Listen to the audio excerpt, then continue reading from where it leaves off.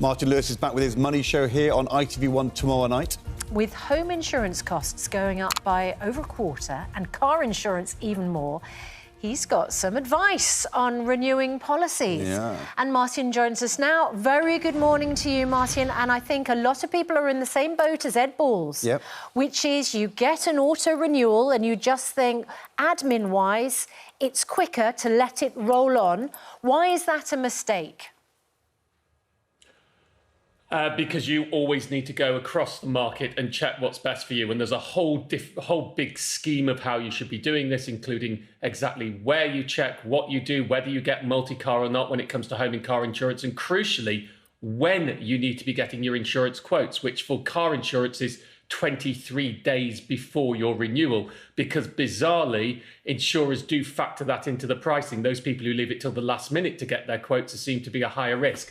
And that is the big focus tomorrow. This is a big subject of what you need to do. 8 o'clock tomorrow night on ITV is the car and home insurance talk. I don't want to preempt it all now because there's so much to go through. The big story today is about lifetime ISAs. Yes, which is a savings scheme, of course, which the government set up. It's a tiny bit complicated, and a lot of people might be tempted when they save money into a LISA to, at some point, take that money out. But the whole point about it is that it is saving for a home, isn't it, for first-time buyers. And if you do take your money out, perhaps because you think, well, I'll never be able to afford that home, you're actually being penalised to quite a large degree. Yeah, so the lifetime ISA is the prime way to save if you are a first-time buyer. And the reason for that is simple. There is free money to be had.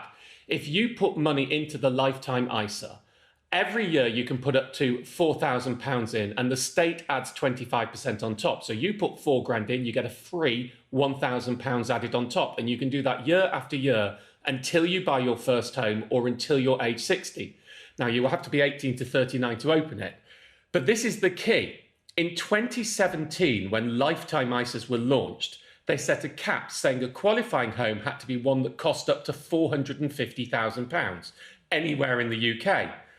Well, since 2017, even after what's happened recently, house prices have gone up 33%, but that £450,000 cap has not moved.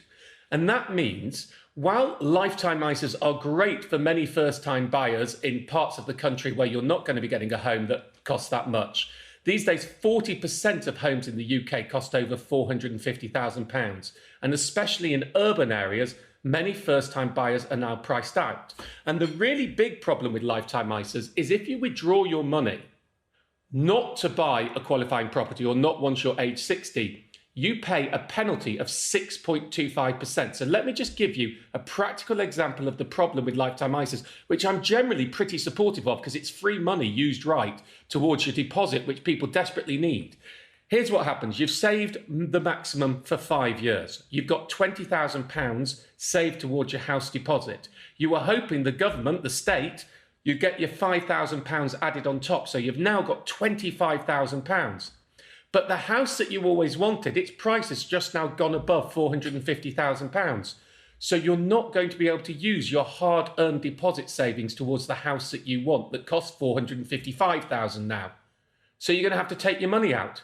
So you don't get the £25,000 you hoped for. You don't even get the £20,000 that you put in.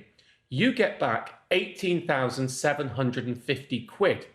And that means you're paying the government a fine of £1,250 to access your own money, to get your own money out of a savings account to buy your first home, because it hasn't put the threshold up.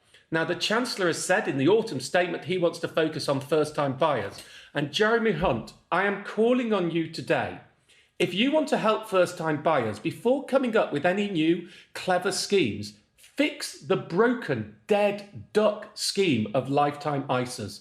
There are two ways you can do it. The simplest one is if people are buying a property that is above the threshold, just get rid of the penalty. So while they won't get the bonus, they can at least get their money back. All these young people who've saved hard in the scheme you promoted should at least get their money back.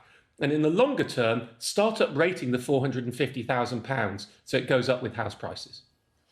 Can I ask a follow-up question, Martin? Because Sure. you can use this money to buy a first home, but if you get to the age of 60, you can use the money for anything. Is that right? You can withdraw the money, yeah. Right. I'm much less supportive of lifetime ISAs for saving towards retirement savings, because in most cases you will be better off, the vast majority of people will be better off putting money into a pension, which actually effectively gives you more, if you want to call the phrase, free cash on top.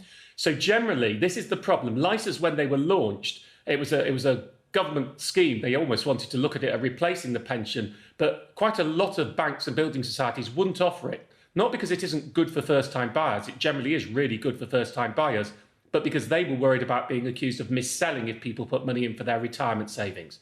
So it is an option for retirement savings. But over the years since it launched, and I've talked about it a lot, I have always focused on it as for first-time buyers.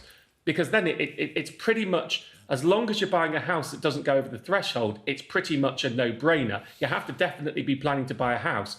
But, you know, I have lots of people getting in touch with me who's got thousands of pounds of free money in a lifetime ISA. So much so, and I know this is mixed messages, because with the one hand I'm saying to the Chancellor you need to fix it, but with the other hand I'm saying people should put their money in, especially if you're in an area where 450,000 is a massive house. I would actually say to anybody aged 18 to 39, or maybe the parents of anybody aged 18 to 39, put £1 in a lifetime ISA if you one day want to buy a first-time home. And the reason for that is quite simple. To get the bonus on your first property, you need to have had a lifetime ISA open for a year. Only then can you get that 25% bonus, that free money from the state towards your deposit. Right. So just in case, go and open a lifetime ISA now with £1, because that counts as opening it. And then maybe in a year or two, once maybe mortgage rates get a bit lower, if we're lucky, and things maybe improve in the market for first-time buyers, and then you've had it open for a year, then you can put your money in, you can put your £4,000 in and get the first-time buyer's bonus instantly rather than having to wait for it. So it is worth everybody aged 18 to 39 who's never bought a house having a lifetime ISA open, even if you've only got £1 in it. And I do accept that if you're never going to use it and you have to withdraw it, then I'd probably cost you 6p, but I think we can cope with that. Thank you, Martin. More of this tomorrow night on ITV1, not just license, but also talking about insurance and why you should not renew your car and insurance, which I shall be going home to investigate.